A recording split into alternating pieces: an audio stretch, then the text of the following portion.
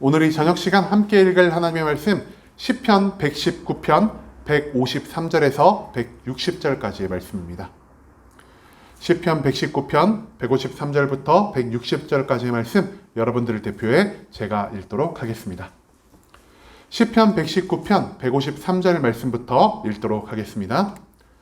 나의 고난을 보시고 나를 건지소서. 내가 주의 율법을 잊지 아니함이니이다. 주께서 나를 변호하시고 나를 구하사 주의 말씀대로 나를 살리소서. 구원이 악인들에게 멀어짐은 그들이 주의 율례들을 구하지 아니함이니이다. 여호와여, 주의 긍휼이 많으오니 주의 규례들에 따라 나를 살리소서. 나를 핍박하는 자들과 나의 대적들이 많으나 나는 주의 증거들에서 떠나지 아니하였나이다. 주의 말씀을 지키지 아니하는 거짓된 자들을 내가 보고 슬퍼하였나이다. 내가 주의 법도들을 사랑함을 보옵소서. 여호와여, 주의 인자하심을 따라 나를 살리소서. 주의 말씀의 강령은 진리이오니 주의 의로운 모든 규례들은 영원하리이다. 아멘. 오늘 이 시간 우리는 말씀 속에서 라는 제목을 가지고 오늘 우리가 읽은 시편 119편의 마지막 말씀 함께 나누는 시간 갖도록 하겠습니다. 여러분, 저번 주 우리 계속해서 시편 119편 말씀 무려 3번이나 나눴고요. 이번 시간 이제 시편 119편의 마지막 말씀 4번째 말씀이 이어지고 있습니다. 이 시편 119편은 이름 없는 시인의 토라시고요. 제가 토라 계속 말씀드리고 있죠. 창세기, 출애굽기, 레위기, 민수기, 신명기 이 모세오경을 토라라고 말을 하지만 여기서 말하는 토라는 기록된 하나님의 모든 말씀을 포함하는 것이다라고 말씀드렸습니다. 이 토라시에서 시인이 계속해서 우리에게 강조하는 것은 하나님의 말씀을 나의 삶의 중심에 두고 살아갈 것입니다. 그리고 오늘 이 시편 119편의 마지막 말씀 속에서 시인은 왜 우리가 하나님의 말씀을 내 삶의 중심에 두고 살아가야 하는지에 대한 그 마지막 이유를 알려주고 있다는 것이죠. 왜 우리가 하나님의 말씀을 중심으로 살아가야 하는지, 모든 환경 가운데서도 내가 왜 말씀을 떠나 살면 안 되는지에 대한 그 말씀, 우리가 오늘 이 시편 119편의 말씀을 한 절 한 절 찾아보며 함께 알아보는 시간 갖도록 하겠습니다. 먼저 153절의 말씀입니다. 시인은 이렇게 기도합니다. 나의 고난을 보시고 나를 건지소서. 내가 주의 율법을 잊지 아니함이니이다. 여러분, 지금 시인이 어떤 상황 가운데 있다고 말하고 있죠? 고난 가운데 있다고 말하고 있습니다. 그리고 고난 가운데서 시인은요, 오직 하나님의 말씀, 그리고 하나님만을 보고 나아가고 있다는 것을 우리가 이 말씀 가운데서 찾아볼 수 있습니다. 시인은 말하죠. 내가 주의 율법을 잊지 아니함이니이다 라고 말이죠. 여기서 말하는 율법, 우리가 저번에도 말했고 저저번에도 말했고 이 율법은 하나님의 기록된 모든 말씀을 통칭하여 상징하는 표현이기도 합니다. 시인은요, 모든 고통과 괴로움 가운데서 하나님의 말씀을 잊지 않았습니다. 그런데 우리가 저번 주에 하나님의 말씀이 곧 무엇이라고 말씀드렸죠? 하나님의 말씀이 곧 하나님이시다. 시인은요, 모든 고통과 괴로움 가운데 하나님의 말씀, 그리고 그 말씀 안에 녹아있는 하나님을 절대 잊지 않고 살아갔습니다. 그리고 시인이 하나님의 말씀을 잊지 않고 살아갈 때 주께서 나를 변호하시고 나를 구하사 주의 말씀대로 나를 살리소서라는 이 하나님의 말씀 가운데 소망을 발견할 수 있게 되었다는 것입니다. 하나님의 말씀을 나의 중심에 두고 그 말씀을 잊지 않으며 그 말씀대로 살아간 모든 사람들에게 하나님이 무엇을 하시냐? 하나님이 그 사람을 위해 변호하여 주신다고 말하십니다. 여러분, 하나님은요, 우리를 위해 일하지 않으셔도 되는 분이십니다. 그냥 저 하늘 위에서 저 아이들이 고통받는구나, 저 아이들은 즐거워하는구나, 이렇게 우리를 바라보기만 하셔도 우리는 하나님께 어떠한 불평, 불만도 내뱉을 수 없습니다. 왜냐? 우리는 하나님에 의해서 창조된 피조물이고요. 이 세상 모든 것들을 이미 우리가 누리고 있기 때문에 우리가 나의 삶의 모든 순간 가운데서 하나님을 원망하거나 불평할 수 있는 자격이 없기 때문이죠. 그렇지만 하나님은요, 우리를 위해 이 땅에 내려오셔서 우리의 변호자가 되시는 이 수고를 마다하지 않으시는 분입니다. 왜 하나님이 이 수고를 마다하지 않으셨을까요? 시인이 하나님의 말씀을 잊지 않았기 때문입니다.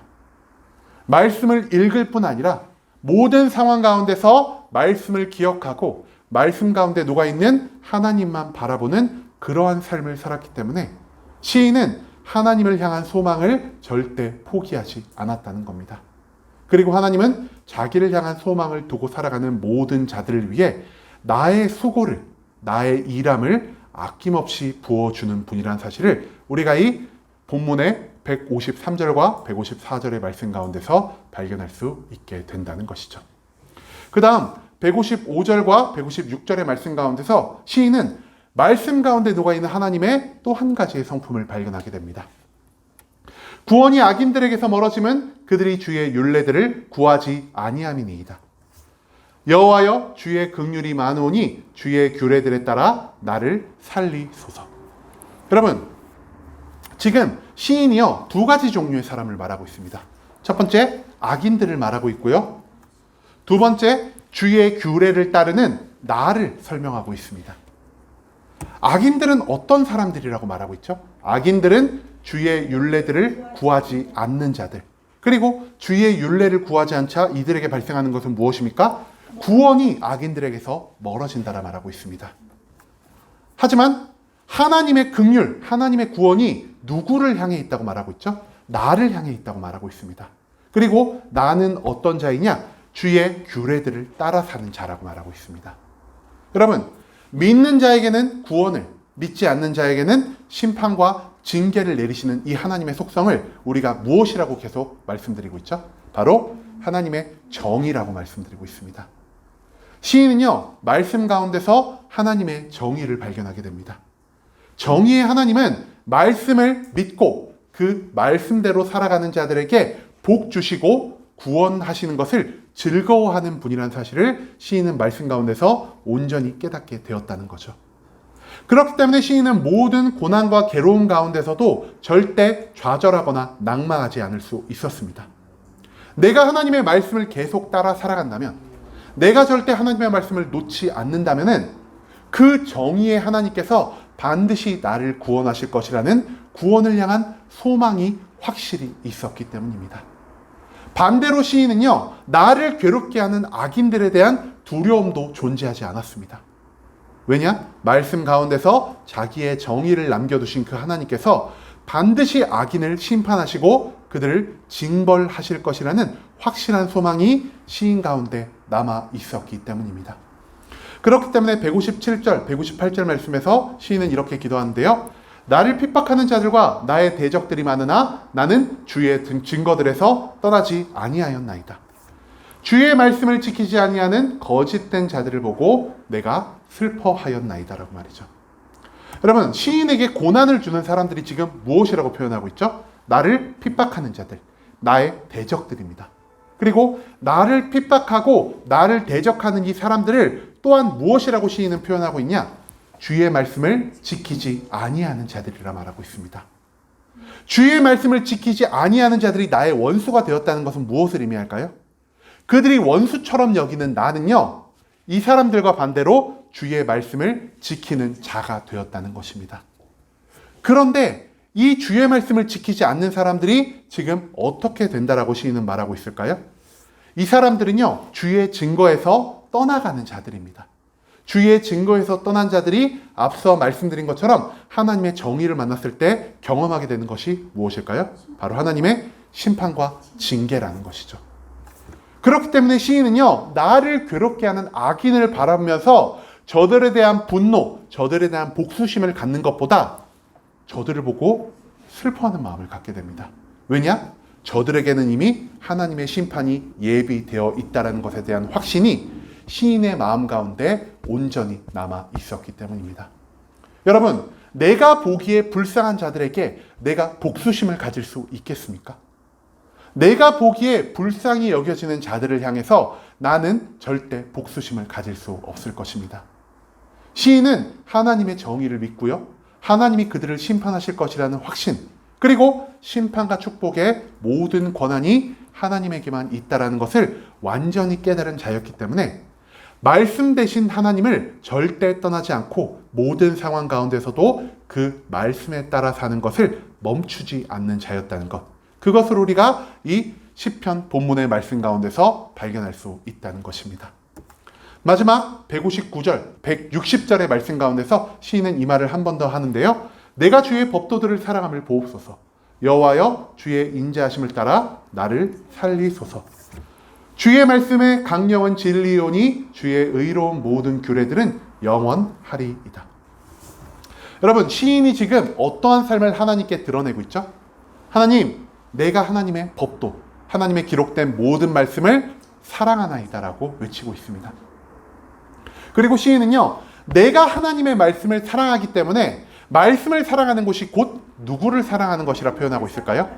말씀이 하나님이시기 때문에 말씀을 사랑하는 것은 곧 하나님을 사랑하는 것이다라고 시인은 하나님께 알리고 있다는 것입니다. 그리고 시인이 하나님을 사랑하자 여기서 놀라운 사건이 하나 발생하게 되는데요. 하나님이 지금 시인에게 어떠한 것을 보이고 있다고 말하죠? 이 인자하심이요 곧 하나님의 사랑이라고 표현할 수 있을 것 같습니다. 시인만 하나님을 사랑하고 시인만 하나님을 따르며 시인만 하나님 안에서 온전한 믿음을 가지고 있는 것이 아니라 하나님 또한 시인을 함께 사랑하며 시인을 위해 하나님이 구원을 행하고 있다는 것, 그것을 지금 시인은 이 159절의 말씀을 통해 우리에게 알려주고 있다는 것입니다. 그리고 시인이 하나님을 사랑하는 이유, 하나님의 말씀을 붙잡고 영원히 그 말씀을 놓지 않는 이유가 무엇이냐? 그것이 160절의 말씀에서 나오는데요. 주의 말씀의 강령은 진리오니 주의 의로운 모든 규례들은 영원하리이다. 아까 우리가 오늘 하나님의 두 가지 속성에 대해서 말씀드렸죠. 하나님은 말씀을 사랑하는 자, 하나님을 의지하는 자를 위해 수고하시는 분이다. 두 번째로 하나님은 정의의 하나님이시기 때문에 말씀을 믿고 따르는 자, 그리고 그 사람들에게 구원과 축복을 허락하시는 분이다라는 사실을 우리가 함께 나눌 수 있었습니다. 그리고 마지막 세 번째, 하나님은 자기를 사랑하는 자에게 하나님의 사랑을 멈춤 없이 주시는 분이다라는 하나님의 인자하심 또한 우리가 말씀 가운데서 발견할 수 있었는데요. 이 하나님의 모든 속성, 기록된 말씀에 남아있는 하나님의 모든 속성들이 어떤 특징을 가지고 있냐? 영원하다. 변함없이 신실함을 가지고 있다는 것을 시인은 우리에게 한 번 더 알려주고 있습니다. 하나님이 성경 가운데 남겨두신 모든 성품들, 하나님의 모든 말씀들이 영원히 변치 아니하고 영원히 신실하심을 갖고 있기 때문에 나는 그 하나님의 말씀에서 단 한 발자국도 떠나지 않을 것이라는 시인의 확고한 의지가 바로 하나님의 신실하신 말씀 가운데서 발견할 수 있는 마지막 진리라는 것입니다. 여러분, 시인은 왜 계속해서 말씀을 강조하고 있을까요? 시인이 고통을 받는 장소, 그리고 시인에게 고통을 주는 대상은요, 바로 하나님을 알지 못하는 저 세상입니다. 내가 세상 가운데서 고통과 핍박과 괴로움을 받고 있는데 나를 괴롭게 하는 세상이 나의 문제를 모두 해결해주고 나를 구원해줄 힘과 능력, 그리고 의지가 과연 있을까요? 세상은 나를 괴롭게 하는 존재이기 때문에 절대로 나를 구원하려는 마음을 갖지 않을 것입니다. 나의 모든 고통과 괴로움 가운데서 세상을 의지하는 것, 나의 모든 절망과 좌절 가운데서 세상을 바라보는 것만큼 어리석은 게 없다라는 것을 시인은 오늘 말씀을 통해 우리에게 알려주고 있다는 것이죠. 시인은요, 세상에서 발생하는 모든 문제들을 해결하실 수 있는 유일한 방법은 오직 하나님의 말씀을 나의 삶의 중심에 두는 것밖에 없다라고 우리에게 알려주고 있는 것입니다. 말씀 가운데서 시인이 발견한 하나님은 어떤 분이십니까? 우리를 위해 수고하시는 하나님. 하나님의 말씀에 따른 정의를 이 땅에 온전히 세우시는 하나님. 내가 하나님을 사랑하며 살 때 하나님 또한 나를 사랑해 주시는 하나님. 그리고 마지막으로 이 모든 하나님의 성품을 영원히 변함없이 신실하게 유지시킨 하나님을 시인은 말씀 가운데서 발견할 수 있게 되었다는 것이죠. 그리고 시인이 발견한 영원히 변치 않는 모든 하나님의 성품들이 시인에게 허락한 것은 무엇이냐? 나의 고통과 괴로움 가운데서 미래를 바라볼 수 있게 해주는 소망을 허락해 주었다는 것입니다. 시인이 말씀 가운데서 발견한 것은요, 하나님을 향한 소망입니다. 나를 향해 수고를 아끼지 않는, 나를 사랑하시는, 정의를 세우시는 그리고 자기의 성품을 영원히 유지하시는 그 신실함의 하나님이 나를 구원하실 것이고 악한 세력들에게 심판을 내려줄 것이며 내가 잃어버렸던 모든 것들을 더하고 더하시는 축복을 허락하실 분이라는 이 확신이 시인 가운데 있었기 때문에 시인은 절대 말씀을 떠나 사는 삶을 선택할 수가 없었다는 것입니다. 여러분, 시인은요, 말씀 가운데서 하나님의 성품을 발견할 수 있게 되었고요. 하나님의 성품을 통해 미래를 바라보는 온전한 소망을 가질 수 있게 되었다는 것에 우리가 주목할 필요가 있다는 것입니다. 우리는 지금 어떠한 삶을 살아가고 있습니까? 나의 문제, 나의 고난을 해결하기 위해 내가 하나님보다 세상을 바라보고 있지는 않으십니까? 내가 하나님을 떠나 세상을 바라볼 때 나는 하나님의 정의에 의해 심판받을 수밖에 없는 하나님의 율법에서 멀어진 자들과 별반 다를 바가 없는 상태가 된다는 것을 우리가 오늘 말씀 속에서 발견할 수 있게 되길 소망합니다. 나의 삶에 있는 모든 문제를 해결하는 가장 정확한 방법이자 가장 빠른 방법은 말씀 가운데 숨어있는 하나님의 모든 성품들을 발견하는 방법이라는 것을 우리가 오늘 말씀 속에서 발견할 수 있게 되길 소망합니다. 하나님의 모든 성품들이 미래를 향한 나의 온전한 소망이 되어 줄 것입니다. 이제는 내가 시편 119편의 말씀 가운데서 하나님의 말씀을 나의 삶의 중심에 두고 살아가기를 요청하는 이 시인의 권유대로 매일매일 하나님의 말씀과 함께 할 수 있기를 소망합니다. 매일 나의 시간을 희생하면서까지 말씀을 읽기를 소망하고요.